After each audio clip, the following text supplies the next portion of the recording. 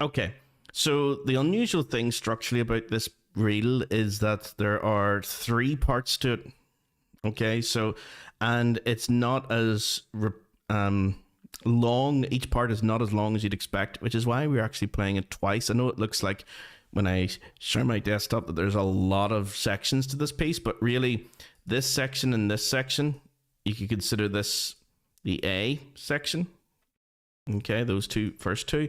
This would be the B section, and then this would be the C section. And then we're back to the A, back to the B section, and then back to the C section for the ending. Okay, so it's like A, B, B, C, C. Now, that is not terribly unusual, I suppose. Like there's quite a lot of tunes that have multiple sections like this, but the vast majority of tunes in Irish traditional music are binary. And they're quite long as well. Like the A section itself is repeated, whereas this A section is kind of repeated, but it's very small. It's very short. Like it's only that's it. So if I show you the MuseScore file of this, just to give you an idea of what it looks like with the dots, that's it there. It's really only 4 bars, and then those 4 bars are repeated. So it's like half as long. If I zoom in, it's half as long as a normal, a so-called normal, standard Irish traditional tune. So usually when in Irish traditional music, you would have 8 bars would be your A section, and then those 8 bars are repeated. That's not the case here. So you can either view this as just a small little A section, 4 bars, which is repeated in the next line, or you can view it more traditionally and think, well, it's 8 bars of the A section, which isn't repeated at all. And then this is the B section down here, which again is 8 bars long and isn't repeated at all. And then this is the C part down here, again, as you'd expect, 8 bars long and isn't repeated at all. That is unusual. It's compared to the standard structure of binary A, B, B. And yeah, the A section is usually 8 bars. So not only is it a 3-bar reel, which isn't terribly unusual, or sorry, a 3-part reel. Not only is it a 3-part reel, which isn't terribly unusual, but what is a bit unusual is inside of that 3-part reel, that the A section and the B section and the C section are half as long, really. Okay, so obviously it's still a great tune. It doesn't distract from the tune or anything. It's just interesting structurally. So that's the first thing. Second thing that's unusual about it is it's not as you see it here. This is the standard way of writing it, which would be in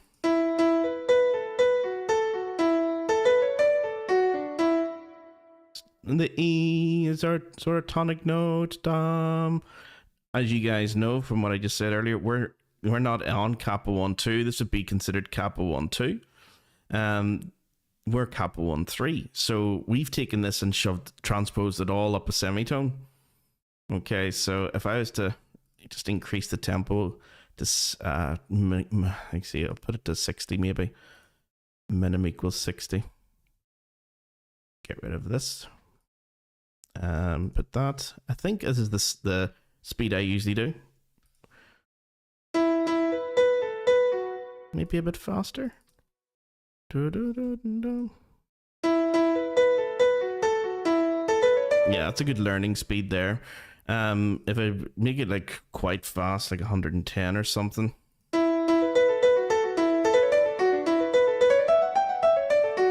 That's approaching full speed, and as you can hear from her original recording,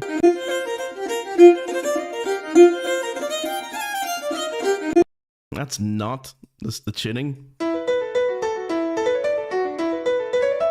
So what I would have to do if I wanted to sort of play along with what she's doing is take that whole thing and just move it up like that, or maybe, yeah, something like that into this.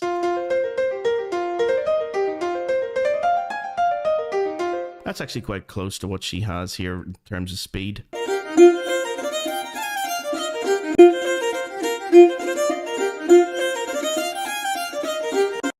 Yeah, so ba-ba-ba-ba-bum.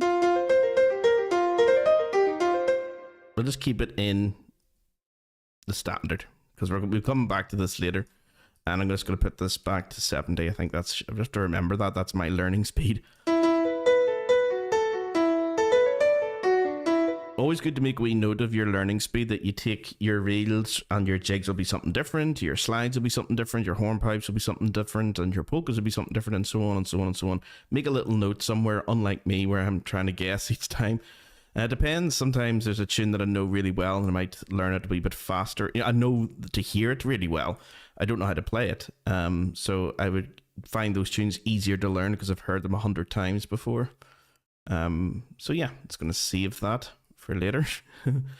Yeah, it's the House of Hamill, House of Horrors, House of Hamill new score. I'm just going to save that. Great Ed Reevy tune. Okay. So let me see. That's the unusual parts out of the way. It's got an unusual... Oh, actually, there's one more unusual thing. It's got an unusual structure with 3 sections, and each section not being repeated. But also, you guys, any of you guys here got a good ear, you may have noticed that at some point towards the end, it does change key or change tonality. So...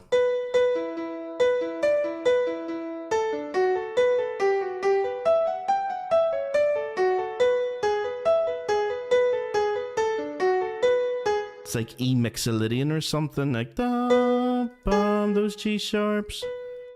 Da. So E in this version, E is still our tonic. It's just that now it's a different mode that we're using for the final third section. It's like E Mixolydian or something. And then the beginning of it is more like E Dorian. Da, da, da, da, da, da, da, with no G sharps at all. It's all just G naturals.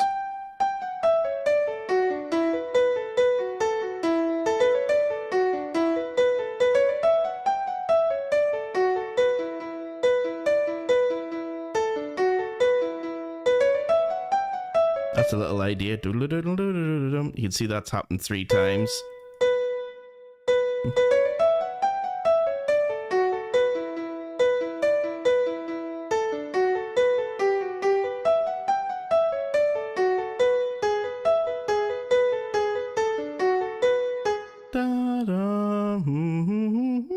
Whereas at the beginning it was more da, ba, ba, ba, ba. Then ba, ba, ba, ba.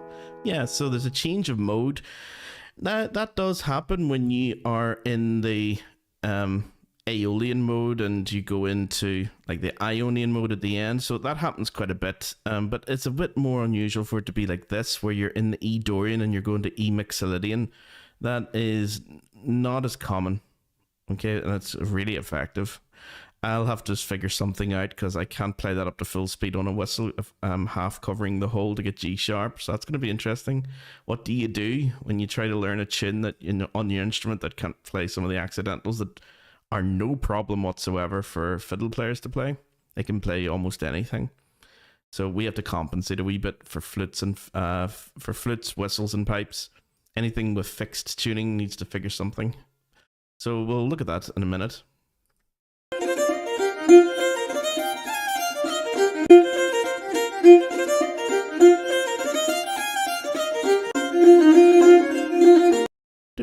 I'm just going to save this. Oops, the cue sheet.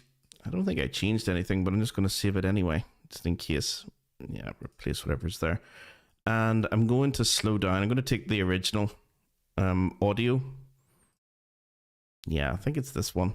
I'm going to open this up in pitch switch and just slow it down. As you guys know, when I do this every week, I slow the tune down to probably about 84%.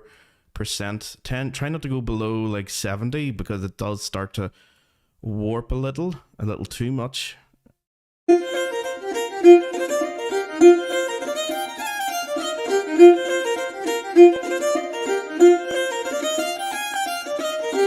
That's a good speed there.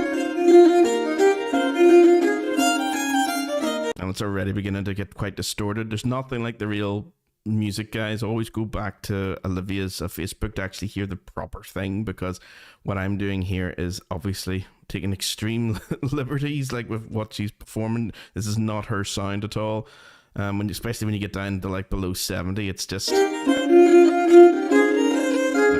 Obviously that doesn't do her justice at all, but it's just for learning purposes, that's all.